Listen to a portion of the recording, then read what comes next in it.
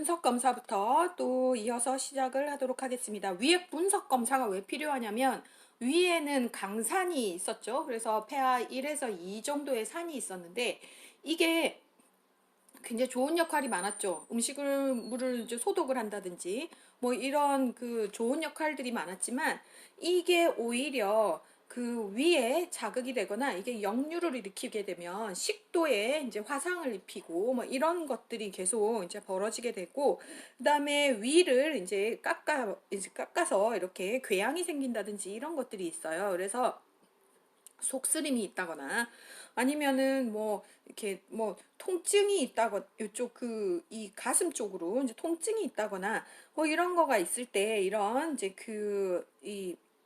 이 위액 분석 검사를 시행을 하게 되는데, 일단 기본 분비 검사는 비위 가는 흡인기에 연결을 해서 15분마다 위 내용물을 이제 수집을 해가지고 이렇게 이제 검사를 이제 하는 거고요. 위산 자극 검사는 위산을 분비하는 약물을 피하로 이제 주사를 한 다음에, 그런 다음에 방사선 검사나 내시경 검사를 해서 이제 시행을 하는 거고요.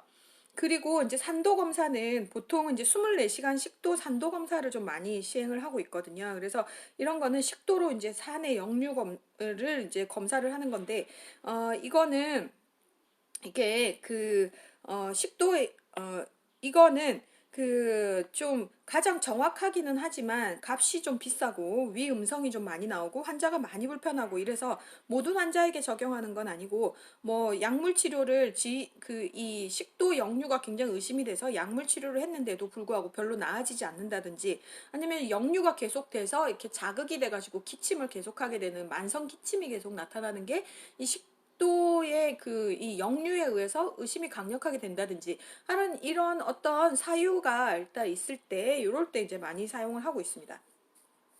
산관류 검사라고 해서요. 우리가 흉통이 왔을 때 전형적이지 않을 때가 있어요. 보면 이렇게 뭐 우리가 보통 가슴을 쥐어짜듯이 아프면서 이게 방사통이 있습니다 뭐 이렇게 되는 게 전형적이면 모르겠는데, 이게 그냥 오목 가슴이 그냥 아픈데요 뭐 이렇게 되는데 뭔가 좀 촉이 발동할 때가 있죠. 이 사람 뭔가 심장이 좀 문제가 있는 것 같은데 뭐 이렇게 되는데 아리까리 뭐 이럴 때 있잖아요. 이럴 때는 거기에 식도에다가 산하고 생리식염수를 주입을 해가지고 이거에 대해서 통증이 있는지 이런 것들을 이제 확인하는 게, 그렇게 해서 뭘 확인한다? 위장계 질환인지 아니면 허트 이쪽으로 문제가 있어가지고 그래서 흉통이 나타난 건지를 일단 판별을 일단 하도록 하게 되는 거죠. 근데 산관류 검사 자체가 민감도가 좀 낮고 해가지고 최근에는 그렇게 많이 사용하지는 않고요. 그래서 그 혹시 뭐 24시간 아까 산도 검사 뭐 이런 것들이 불가능하거나 뭐 기타 등등의 이런 뭐 사유가 있을 때, 그럴 때 이제 산관류 검사를 후차적으로 좀 적용을 해줄 수가 있겠습니다. 그리고 이제 검사 결과를 봤을 때 위액 분비가 굉장히 심한 거, 이게 이제 졸린거 앨리슨 증후군이죠. 그래서 소화성 궤양할 때 요거 질환에 대해서 다시 한번 정리를 할 예정이니까, 그래서 위액 분비가 엄청 심한 거, 졸라 많은 졸린거 앨리슨 증후군, 이거를 꼭 기억을 해주시기 바랍니다. 욕한 거 아닙니다. 자, 밑에 이제 슐링 테스트가 있죠. 자, 그래서 슐링 테스트는 비타민 B12 흡수 검사죠. 그래서 이게 우리가 내인자 부족인지 단순 흡수 장애인지를 구분을 한다 이렇게 돼 있지만, 자, 내인자는 어디에서 만들어졌어요? 이거는 위 점막 벽에서 이렇게 분비가 됐었잖아요. 그래서 위를 절제한 사람은 내인자가 부족을 해져서 이제 비타민 B12를 이제 흡수를 할 수 없는 상황을 이제 만드는 거잖아요.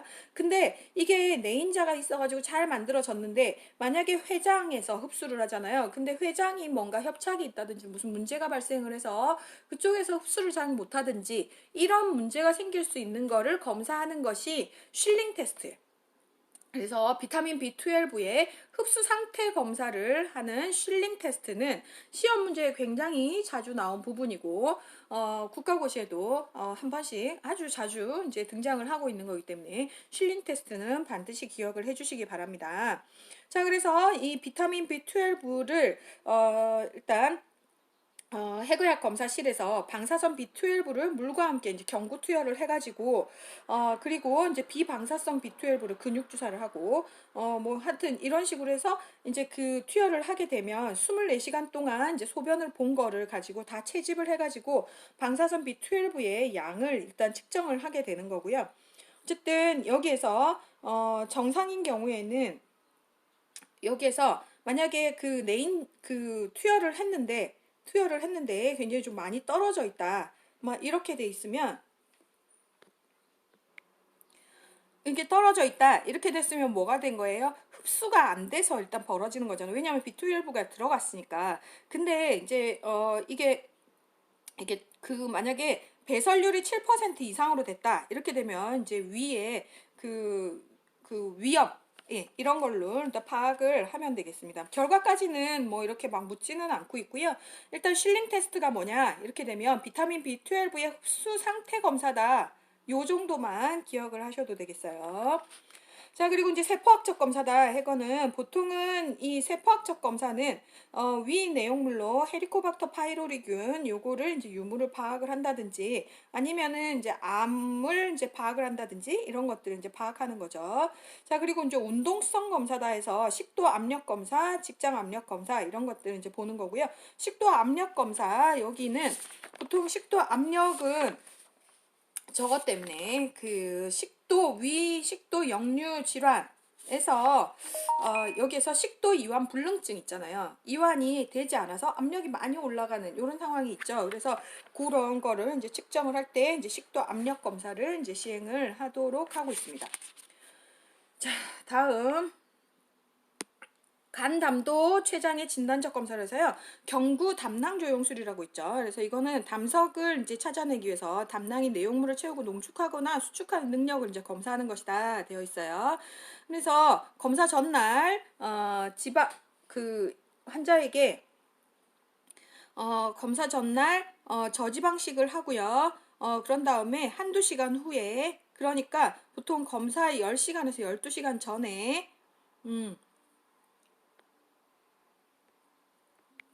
시간 전에 그러니까 전날 저녁이잖아요. 그러니까 대충 검사 시간이 뭐 한 3시다 이렇게 됐으면 그 10시간 정도 이렇게 뒤로 이렇게 맞춰 가지고 그때 먹을 때 이렇게 그 조영제를 이제 섭취를 하고 그런 다음에 이제 금식을 한다 이렇게 되어 있어요. 자, 그래서 요때 이제 검사를 했을 때 일단 담낭 윤곽이 이제 관찰이 되면 또 이제 지방식을 투여를 하고 그런 다음에 30분 후에 엑스레이를 다시 촬영을 해서 담낭의 이제 수축 기능 여기에 이제 그 지방이 들어갔으니까 그 막 거기에 그 막 소화액을 분비를 할 거 아니에요. 그래서 그런 이제 수축 기능을 이제 파악을 하게 이렇게 되는 게 경구 담낭 조영술이에요. 그래서 요것도 그 조영제를 썼잖아요. 그러니까 이거에 대한 이제 그 알레르기가 있는지를 사용을 이제 사정을 하시고 그런 다음에 동의서를 작성을 하셔야 되겠습니다. 자, 그리고 이걸로 해서 이제 사진을 찍어서 이렇게 보겠고요. 자, 경피적 관담관 조영술은 이렇게 먹어가지고 보는 게 아니고 이거는 어떻게 하는 거냐면 이렇게 간 담관 쪽으로 이렇게 피부를 통해 가지고 주사로 찔러 넣어 가지고 그 안에다가 조영제를 팍 이렇게 뿌려주는 거예요. 그래서 담관계에 이제 폐색이라든지 뭐 간질환으로 인해 현저한 황달을 보이는 경우 이럴 때 굉장히 유용할 수 있고 담관 내 결석의 위치 그다음에 담도계의 암 진단 이런 것들을 위해서 이제 쓸 수 있겠다. 그래서 얘도 조영제를 쓰기 때문에 알레르기 사정하시고 동의서 받으시고 이렇게 해서 하시면 되고 요것도 이제 약 집어넣고 그러니까 조영제를 직접 그 담관에다 집어넣고 그런 다음에 X선을 촬영을 해서 일단 결과를 보는 것으로 하고 있습니다. 자, 그래서 요 두 개는 시험에는 그렇게 자주 나오지는 않는 거지만 여기에서 이제 조영제 관련해 가지고 이제 좀 챙겨볼 거 이제 챙기시면 되겠습니다. 자, ERCP라고 나오고 있죠. 요거는 그 우리가 위내시경 했었던 거랑 똑같이 보시면 되세요. 그래서 그 위내시경을 식도로 통과를 해서 그 12지장으로 이제 쭉 이제 들어가서 아니 12지장으로 들어간다기보다 12지 아니지 12지장까지 들어가서 OD 관략근을 통해서 안쪽으로 이제 쭉 들어가게 되면 여기 이제 담관을 이제 다 이제 보게 되는 거죠. 그래서 그림을 한번 보여드렸으니까 기억이 나실 거고. 자, 해서 이거는 검사 전에는 위내시경하고 똑같은 거라 그랬잖아요. 그러니까 전날 자정부터 금식하고요. 그리고 검사 후에는 검사 후에는 근데 책을 보면서 하니까 계속 이거를 뒤로 못 넘기고 있네. 검사 후에는 그래서 여기 이렇게 검사 후에는 합병증이 있는지를 이제 잘 봐야 된다 이렇게 나왔는데 그쪽으로 들어가서 검사만 이렇게 하고 나오면 크게 문제 없지만 OD 관략근을 들어가서요 여기를 살짝 이렇게 탁 이렇게 탁 이렇게 칼로 살짝만 이렇게 많이 하면 여기가 벅 터져 버리거든요. 그래서 살짝만 탁 건드린 다음에 길을 좀 넓혀 가지고 안에 들어가서 돌을 이렇게 빼도록 이렇게 하고 있는데 그건 이제 치료 목적이잖아요. 이건 검사 얜 치료 이렇게 돼 있잖아요. 그러니까 치료 목적으로 만약에 이렇게 건드렸다 이렇게 되면 그쪽으로 피가 나거나 천공의 우려가 좀 있죠. 그래서 그런 합병증들이 있는지를 이제 파악을 하셔야 되고 이지디와 마찬가지로 얘도 구역 반사 회복 후에 이제 구강으로 섭취하도록 하고 있습니다. 간생검 빠바바밤 나왔어요. 중요한 내용이죠. 그래서 간생검은 적어도 6시간 동안 금식하시고 국소 마취하에서 이제 시행이 되고 있는데 간생검 전에 이 환자 출혈이 일어날 수 있죠. 생검을 할 만큼 간이 상태가 안 좋다. 이렇게 되면 출혈의 위험성이 있겠다. 이렇게 보죠. 그래서 비타민 K를 이제 투여를 하고 난 다음에 시행을 하셔야 되고요. 하루 가지고 안 되고 한 며칠 동안 일단 투여를 하고 그런 다음에 PT 검사 얘랑 짝지 검사는 PT 검사. 자, 여기서 한번 짚고 갈까요? PTT 검사는 뭐 헤파린하고 연결되죠. 그쵸? 와파린하고 연결된 거는 PT 검사. 기억나세요? 얘도 비타민 K도 PT 검사 해서 요 두 개 기억을 덩다리로 해주시면 되겠습니다. 그래서 보시고 자 체위는 앙하위 바로 누워있거나 좌측위를 해가지고요. 좌측위 하면 어느 쪽이 올라가요? 오른쪽이 올라가죠. 오른쪽을 위로 해가지고 올리고 팔을 이렇게 올리면 이쪽 늑간 오른쪽 늑간이 이렇게 환자 이렇게 하고 있으면 이쪽으로 이렇게 몸통이 이렇게 있으면 네, 여기가 손을 이렇게 올리잖아요. 그러면 여기가 이렇게 쭉 벌어지겠죠. 그러면 여기에 이제 소독을 하고 그런 다음에 하는데 여기에서 와방 여기서 완전 중요한 거 숨을 내쉰 상태에서 호흡을 잠깐 멈추고 생검을 한다.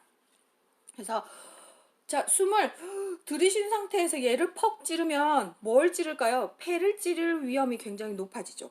그쵸? 그렇기 때문에 요거는 숨을 다 내쉬어서 이렇게 폐를 최대한 쪼그라뜨린 다음에 그런 다음에 이렇게 찔러서 폐에 손상이 가지 않도록 이렇게 해서 하는 거고요. 우리 신장 검사할 때는 어떻게 했어요? 신장 검사할 때는 숨을 들이신 상태에서 숨을 멈춰가지고 했었죠.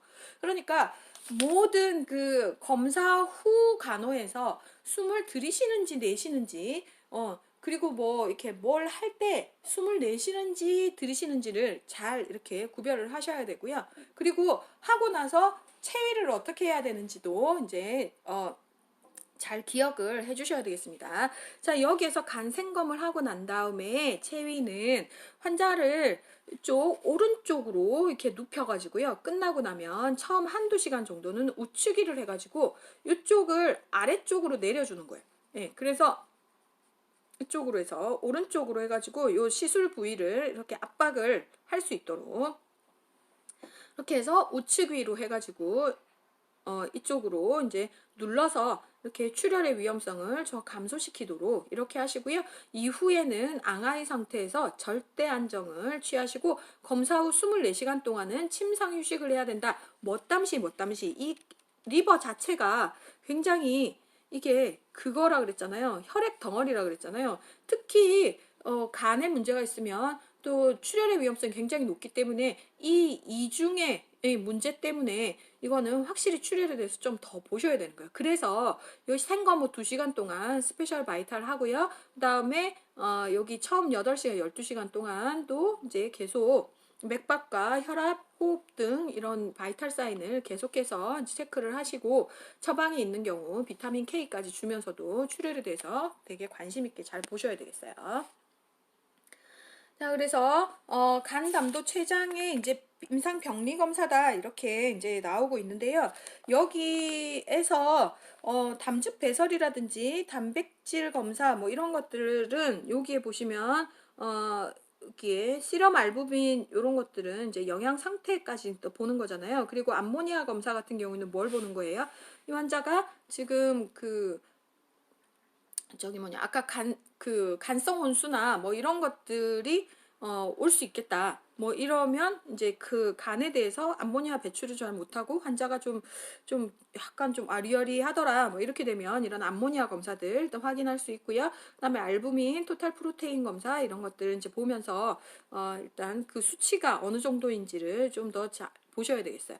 그리고 이제 담즙 같은 경우에는 TBDB 보시죠. 그래서 비리루빈 다이렉트 비리루빈 인다이렉트 해가지고 황달 검사할 때 이런 검사들 일단 할 수 있고요. 그다음에 콜레스테롤 검사 이런 것들도 시행을 할 수가 있겠습니다. 그리고 여기에 혈장 효소 검사다 해서 혈청 효소 검사는 AST 그다음 ALT가 나와 있는데 AST, GOT, GPT 같은 거죠. AST는 GOT, 얘는 GPT. 간의 가장 간 손상의 지표로 완전 확실히 잘 볼 수 있는 검사 LDH. 그다음에 지혈 검사는 PT 검사, 플레이트릿 개수 검사. 그다음에 암 검사로는 AFP 이걸로 해서 일단 검사를 하고 있습니다. 그리고 췌장에서 보는 검사가 있는데 췌장에서는요. 췌장에서는 아밀라제, 리파제